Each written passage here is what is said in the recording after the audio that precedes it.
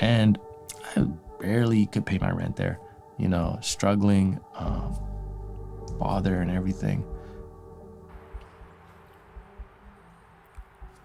So I'll be honest, moving from a scarcity to an abundant mind state was not difficult for me because I've always felt abundant. I wish I could give you a story right now of when I just felt like I wasn't. Of course, I've had doubts, and I didn't have, the majority of my life, I didn't have tons of stuff. You know what I'm saying? Like, I was in debt, couldn't pay bills, chasing dreams. And plus, from when I was born to about 12 years old, it was really just me and my mom, and, single parent doing the best she can, but she did amazing to make sure that I had what I need, but we were still broke.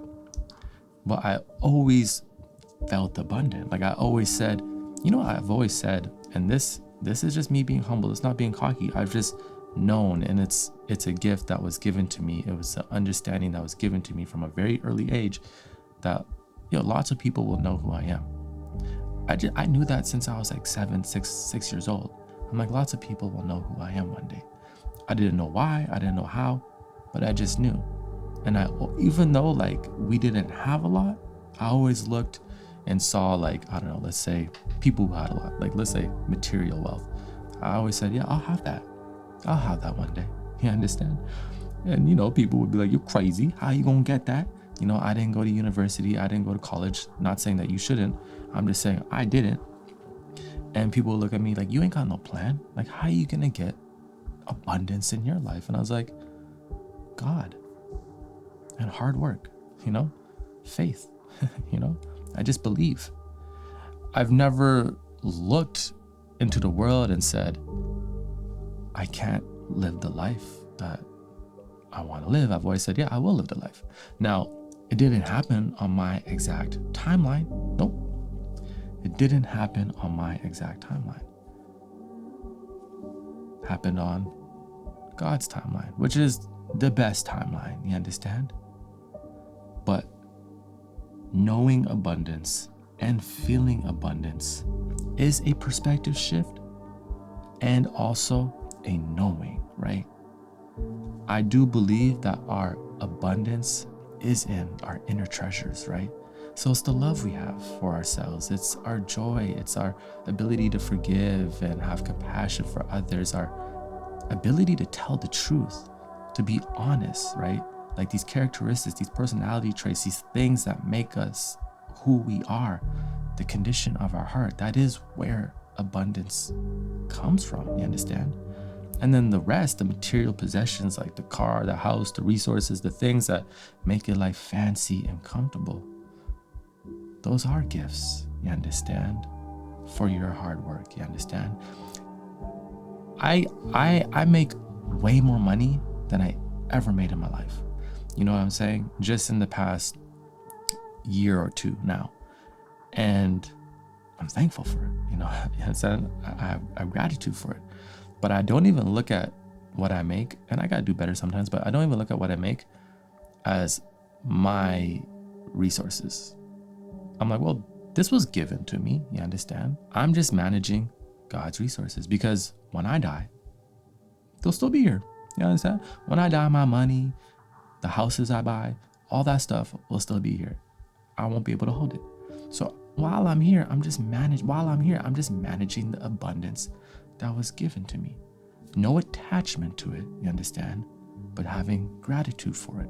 But having gratitude for where you are right now is most important, you understand? Everybody knows the cup analogy, right? Is your cup half full or half empty? You understand? Right now, this cup is literally half. That's just divine timing right there. Is it half full or half empty, right? It's up to you.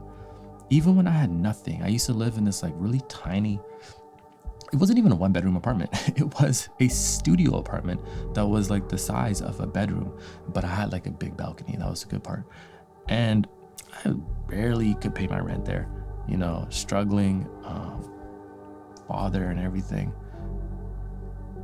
And I felt abundant, like because I'd wake up in the morning, make my plantain banana porridge. You understand? No, it was a green banana porridge. That's what I would do. No, it was a plantain porridge. I made a video about it. But I make that all the time. Make a smoothie bowl. You understand? And just do my meditations and have my cup of tea. And just have gratitude. Just be so thankful for what I was experiencing in the moment. And that is abundance. You know what I'm saying? That is abundance. You can have millions and millions and millions of dollars and feel like you don't have enough. You can have $100 to your name and be completely in gratitude, right? And I've learned in my life, like with human beings, if you are looking to gratify yourself with things, like you will never have enough. You understand? If you are looking to gratify yourself with the desires of the flesh, like you're lusting over people and money and all these things, you're greedy, you will never satisfy yourself. You will drown in your own desires. We see it happen all the time. There's so many miserable, unhappy people. And when I've traveled the world, it just amazes me how I meet the poorest people, like people who don't even have homes. I was in India one time, and these kids and these mothers, clearly single mothers living in the streets in tents, and the kids were full of joy. Like these kids were so happy. They were laughing. I don't even see people laugh like that in the modern world. And they have nothing, but they're full of joy. Somehow, abundance, true riches, you understand? In their spirit. The meek shall inherit the earth.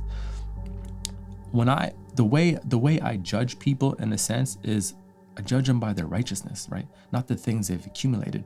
In our society, we're like, oh, he made $500 million, so I'm listening to him. And yes, if you are able to amass that much wealth, you have knowledge. You have knowledge, right? That's a lot of wealth. Somebody who makes $1 billion, 100 million, 50 million. You have some type of knowledge because you understand your trade, your business, and you can form a business and manage people. Amazing, right? But it doesn't mean that individual has all the answers for your salvation, for your peace. No, it doesn't. It literally doesn't mean that. Some people have logic, right? But they have no spiritual foundation. You understand? They have no faith. And to me, sometimes some people are too smart for their own good. Too smart for their own good. They rely on what they can see, right? They rely on having more things to give them the validation that they need, instead of searching for that validation from here and from here. You understand? From here and from here. When your validation is here and here, guess what? Nobody can see it. So nobody can take it away from you. But when your validation is in things, right? Buying the newest iPhone, flexing the newest watches, right? When your validation are in these things, they're nice to have. But when your validation are in these things, guess what? They can be taken away. They can be taken away. Your health can be taken away. You could lose your legs. Then what? But nobody can ever take your faith. Your abundance is your faith, you understand? That is the true richness, right? And we get to practice that in our day-to-day lives with the material world, right? So every single day is an opportunity for you to cultivate where you get your abundance from. Is it from the validation of others, people affirming things to you? Or is it when you take time for yourself and you go into gratitude? You go into prayer, you understand? You call your family, you show up for one another, right? The true pleasures of this earth, the true joy. And everything else, yay, we get to have fun. It's candy on top. It's a lot more fun when your abundance comes from within. And then now at the same time, you get to enjoy, you get to enjoy things because, hey, why not? All good gifts are from God. And it's a beautiful thing. So you don't know, in hindsight, everything is gonna be all right. It's a vibe thing, and we powered by